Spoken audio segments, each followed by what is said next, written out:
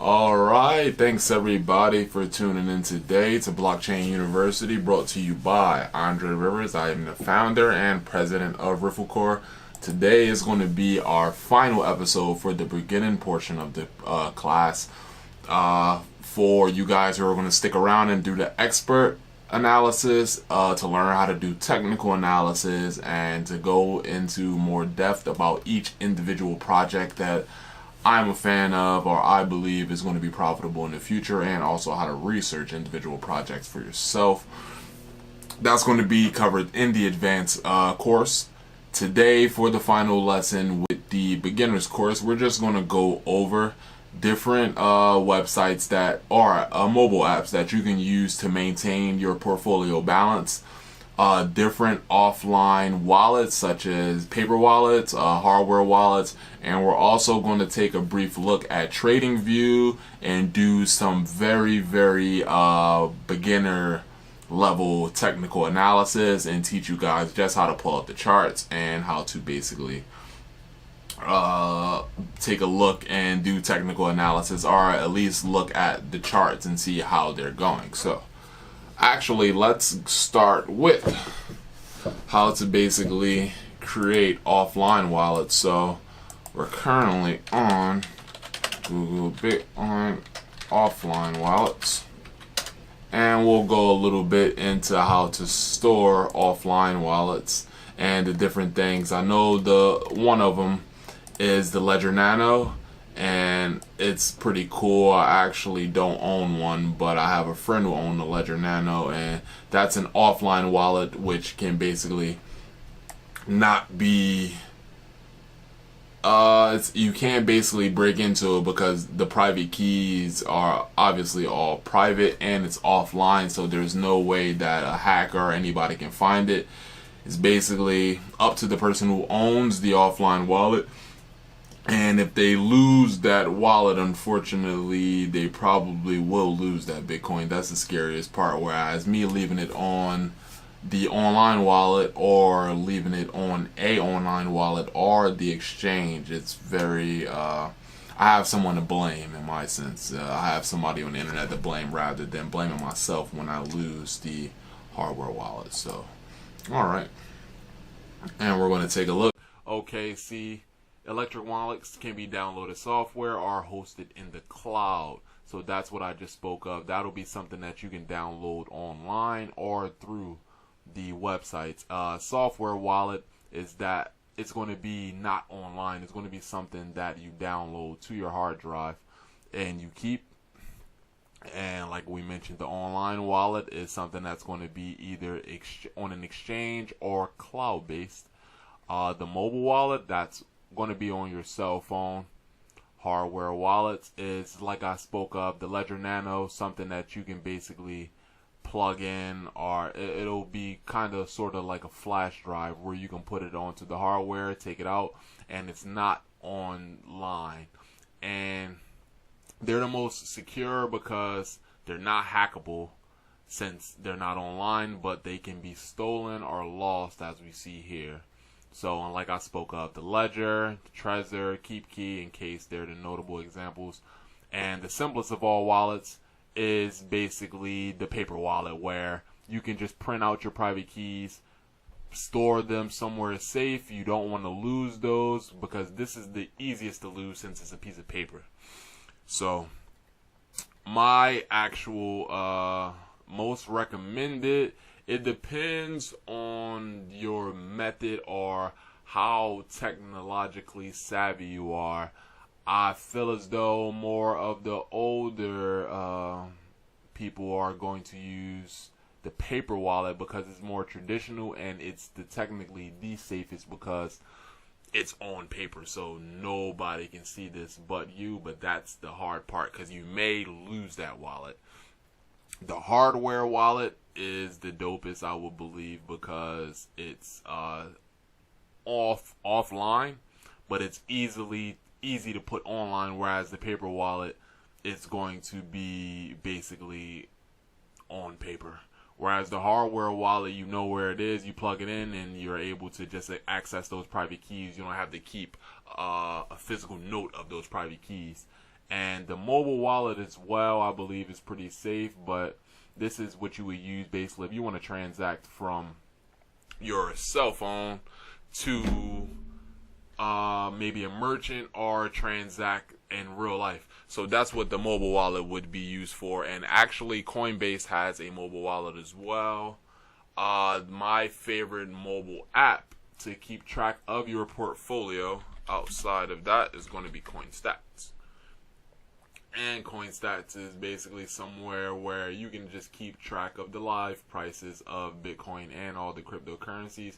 You can keep track of your portfolio, and you can also track different coins that'll basically and set different alerts. But this is all on your mobile, can be used as a mobile app. So it looks different, honestly, on the mobile app, but this is a cool thing that I use to keep track of my portfolio.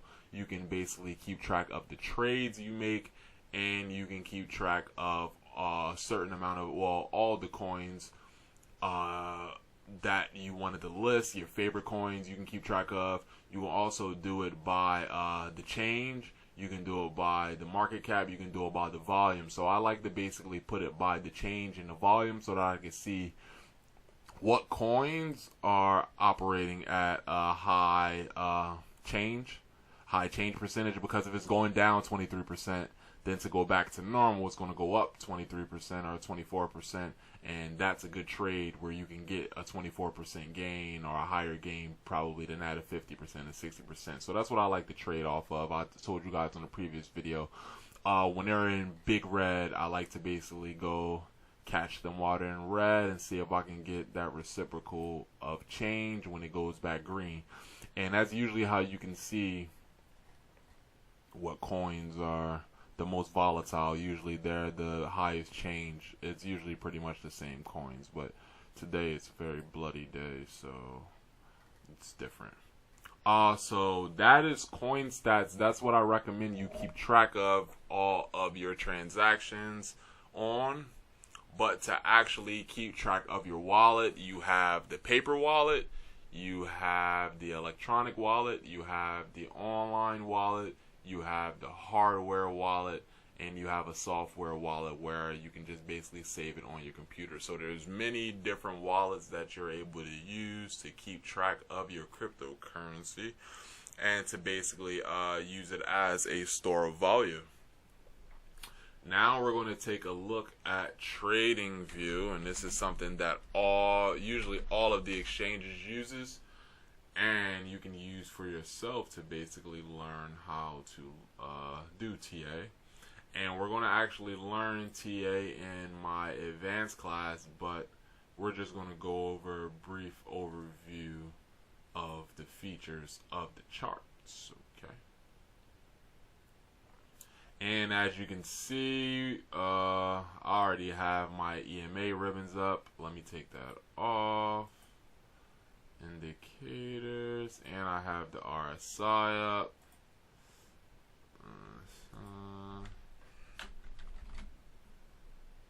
It's a strength index. No thanks. Yeah. I have the free one, but you can also pay for the advanced one, and then it'll give you more options. But this is TradingView. This is Bitcoin over the US dollar.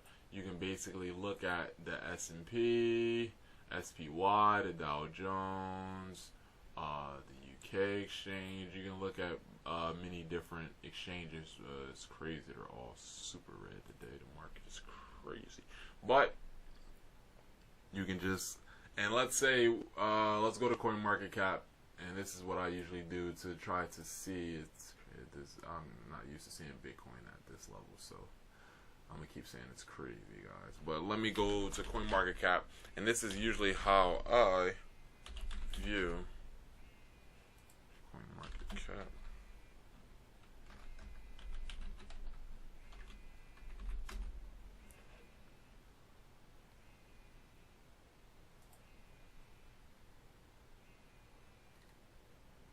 And let's see, we said we like to go with the 24s, right? So we can see what's going on with the market. Let's try this ARK. ARK. So that's the, and it should be a ARK over USD where you can just see USD.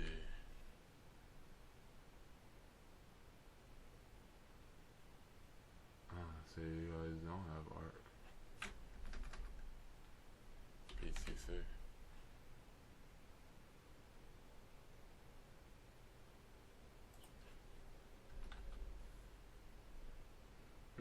Don't have ARK. That was a bad example. Let's try ETH over BTC. Or ETH over USD. Ethereum.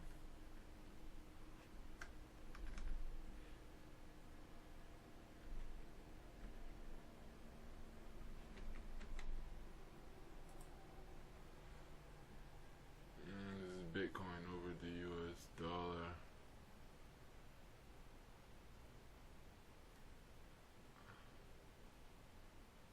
There it is. I already had it. And this is ETH over USD. I think we also have, how do I have to destroy this indicator. Remove the indicator. Alright, so here are the tickers, and you can basically look for each one. ETH, that's what we found. Ethereum over USD. Usually any of the coins you can find. Neo.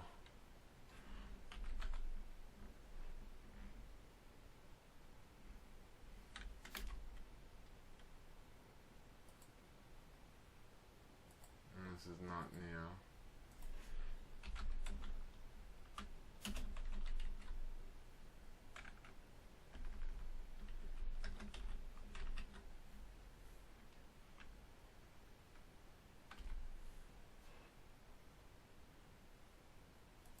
So, as you can see, they only have Ethereum, XRP, Bitcoin. I'm trying to see what other coins they have on TradingView.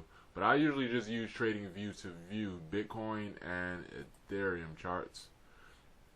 And you can zoom in, zoom out. And we'll go over more advanced ways of how to use the indicators. And even I have this indicator. Let me remove all indicators and just have it as the chart. But my favorite indicators, I'll give you guys. I can't really go too much in depth with it because this is the beginner class. So I would have to go into it deep. But the RSI, which is the relative strength index. It shows you how much strength it is going up or down. As you can see, the up or down thing next to it, that's the RSI. I don't know where it just went. RSI. And that's that chart that's right here, is the RSI. There's two different RSIs I use. The RSI and the stoichiometric RSI, which is the stoic RSI, people call it.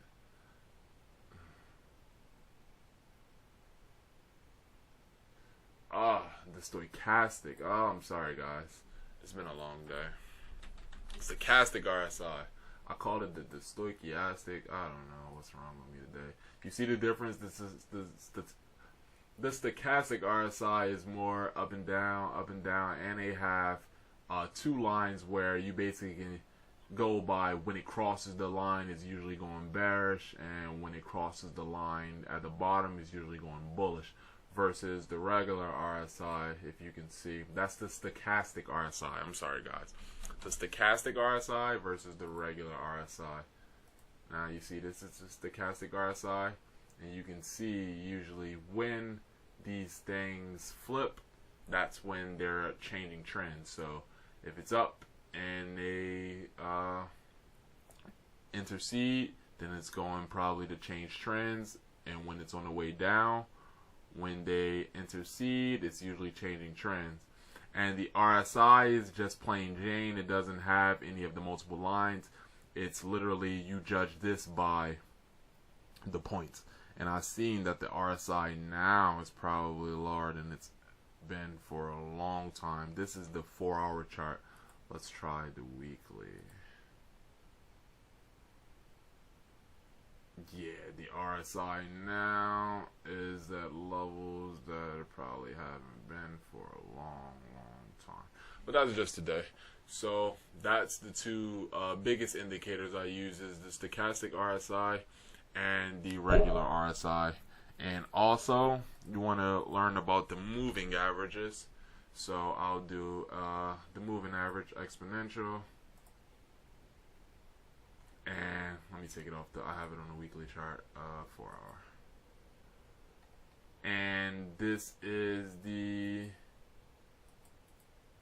EMA. I think this is the, I put the wrong EMA up. But the EMA is the exponential moving average. So that's the exponential moving average. I like to use EMA ribbons and Bollinger Bands. I forgot about that.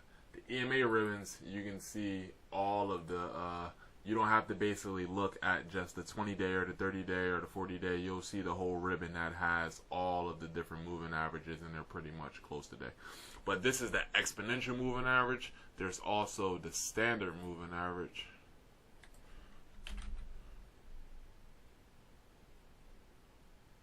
Or the smooth moving average. I have to cut this one off. They only let you use like one at a time for the free. After that, you gotta pay. But you know, that's cool. So this is the smooth moving average. And what happens is people usually just basically trade off of these averages. And you can see, I'm not going to go too much in depth on the beginner, but people trade off of these averages. The SMA, the EMA, the stoic RSI, the regular RSI. There's a lot of different indicators. The Bollinger Bands people like to use.